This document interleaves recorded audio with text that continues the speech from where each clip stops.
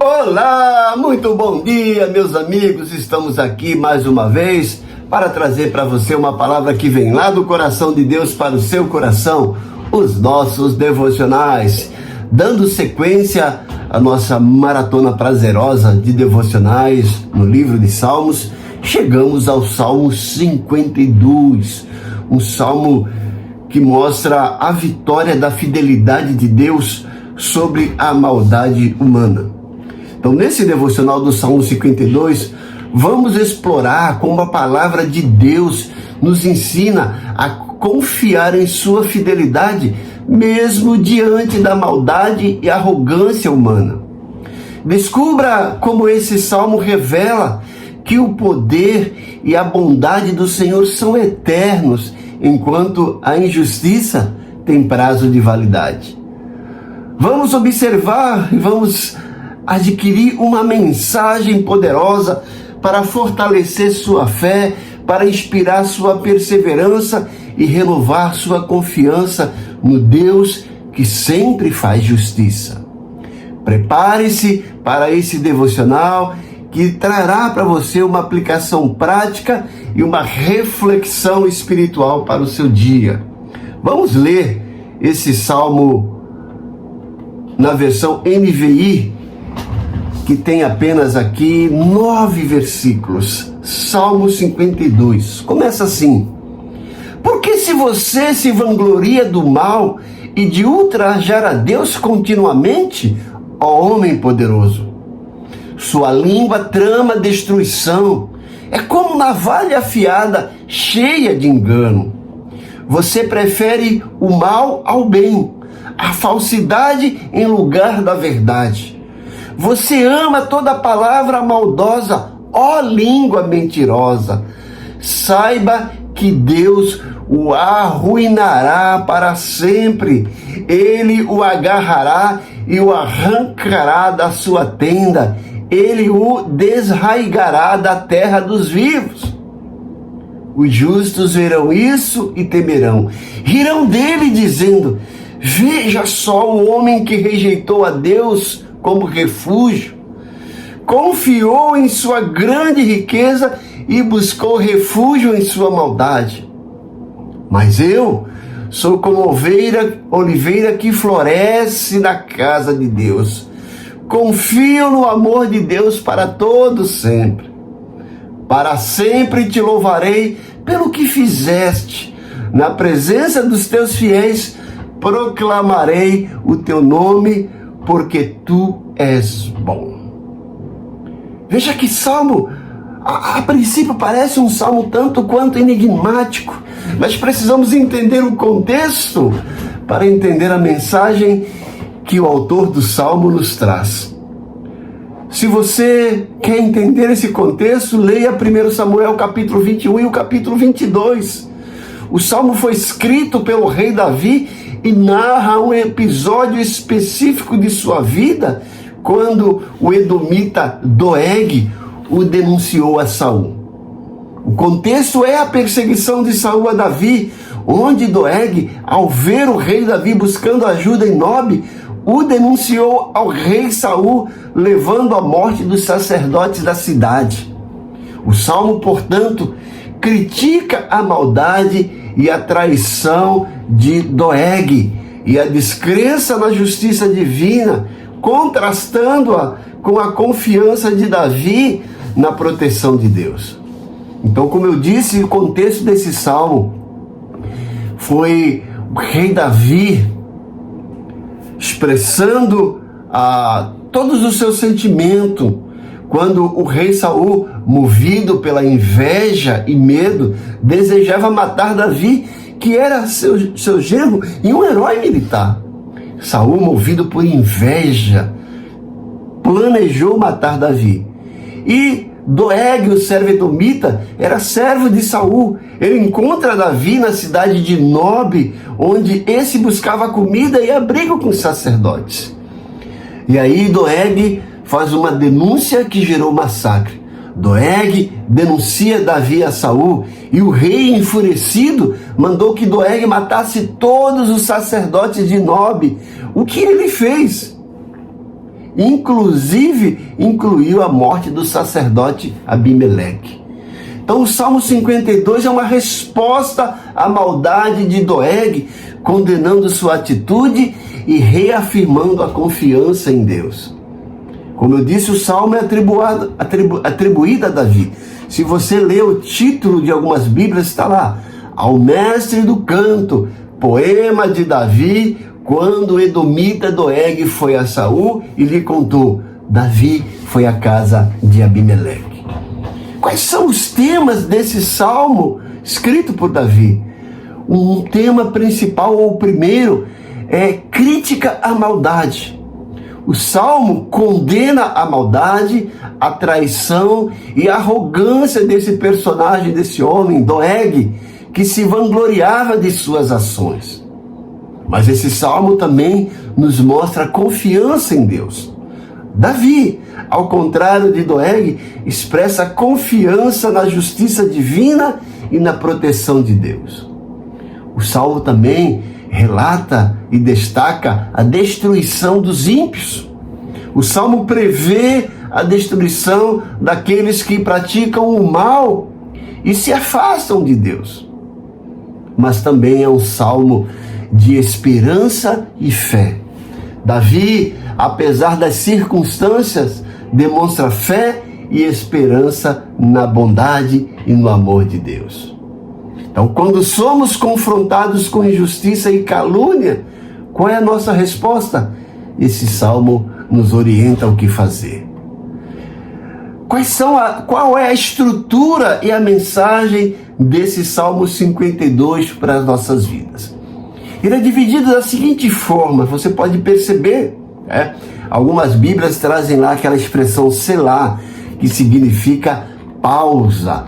Então, se você prestar atenção, você vai encontrar uma pausa no versículo 3, uma pausa no versículo 5.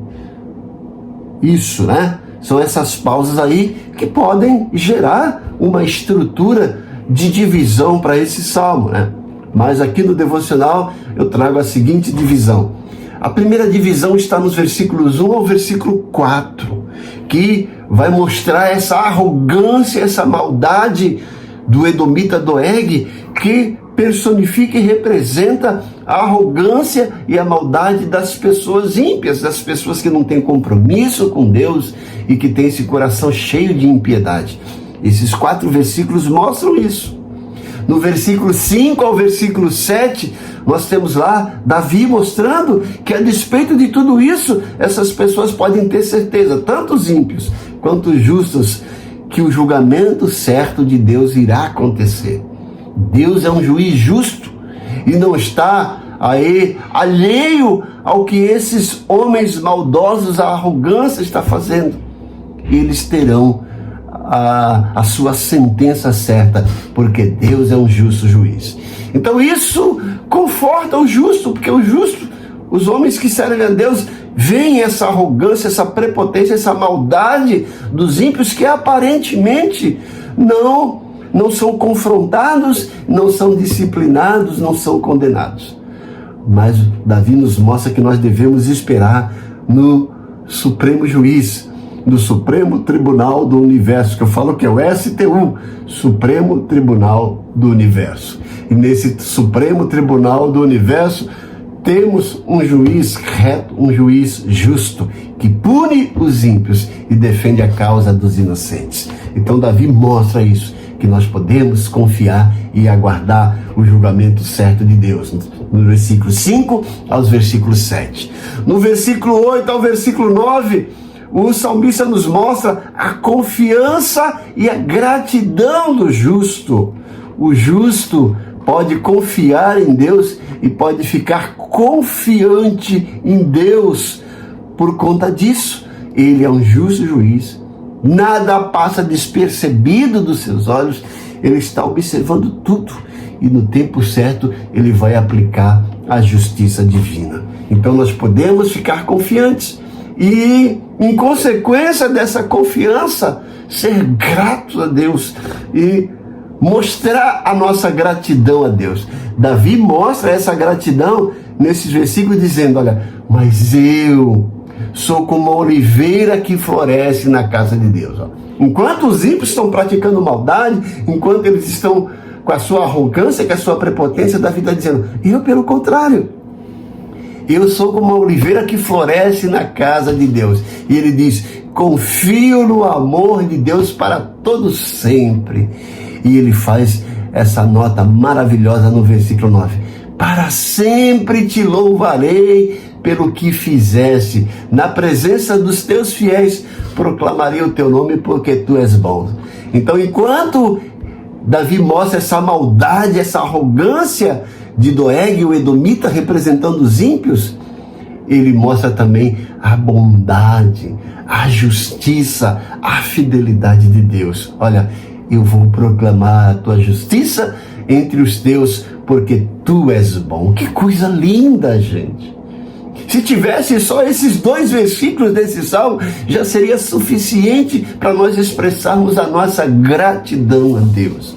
Mas esse contraste entre a maldade, a arrogância, as crueldades de Doeg e a confiança de Davi e a bondade, a fidelidade de Deus nos leva a edificar a nossa fé e a cada vez mais sermos gratos a esse Deus bondoso, a esse Deus maravilhoso. Que coisa bonita, né?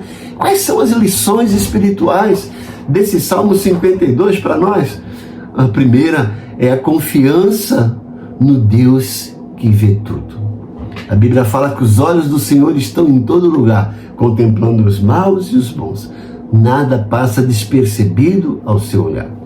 Outra lição prática nesse salmo é a fragilidade do poder humano diante do poder eterno de Deus.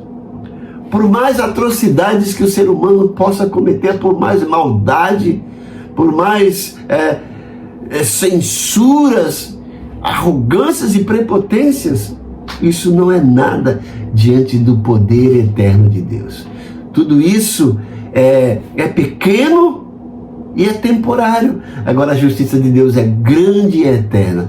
Isso nos gera confiança, prazer e alegria e, como consequência, nos leva a mostrar gratidão.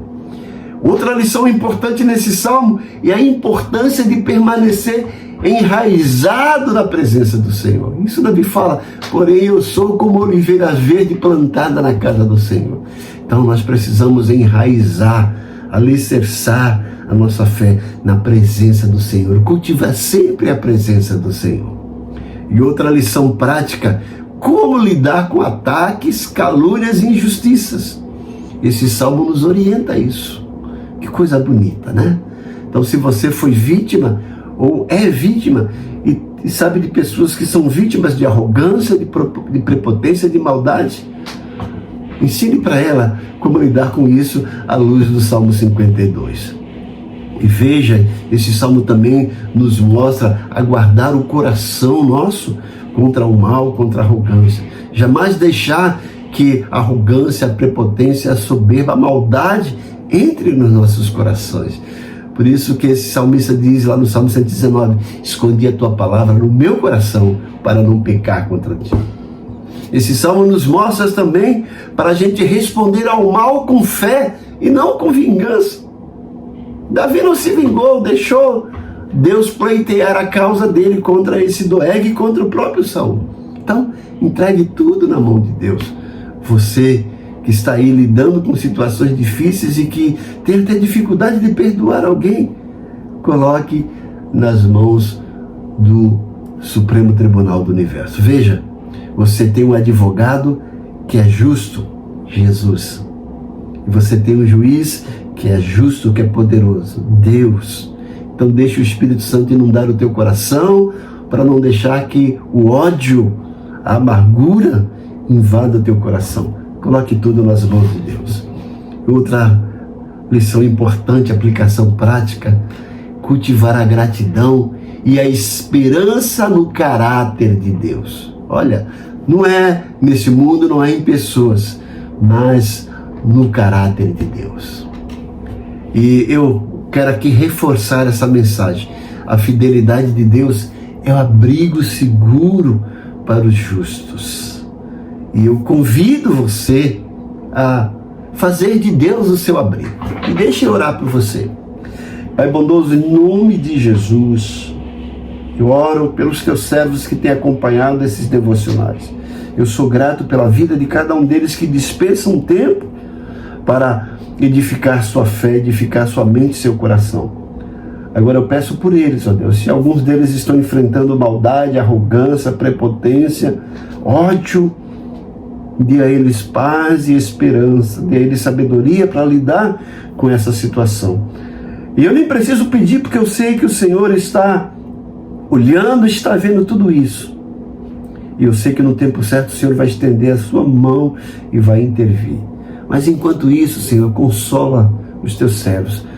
Concede renovo espiritual, esperança e gratidão pela tua bondade. Eu peço também que o Senhor esteja curando aquelas pessoas que estão enfermas. Eu peço que o Senhor promove livramento, que o Senhor abençoe os teus servos para que eles tenham uma carreira brilhante na sua vida profissional, que eles sejam promovidos, que o salário deles melhore, que o Senhor entre com providência, suprindo as necessidades de cada um, e como eu sempre peço lá na igreja, que o Senhor dê a mais para que eles possam investir no teu reino.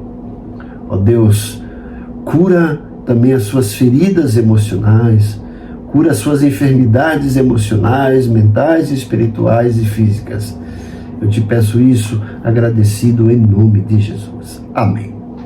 Que Deus te abençoe grandemente. Se esse salmo falou a sua mente e o seu coração, veja que eu falo mente e coração, porque o meu desejo, eu tenho certeza que é o desejo de Deus, é que a palavra dele não apenas atinja o seu coração no lado emocional, mas atinja também a sua razão no lado intelectual. E você vai ver como Deus é maravilhoso. Não esqueça de dar sua curtida, de fazer um comentário, assista o devocional até o final, compartilhe com seus amigos. Se você não é inscrito, inscreva-se e ative o sininho para receber as nossas notificações. Tenha um dia maravilhoso na presença desse Deus fantástico. Amém.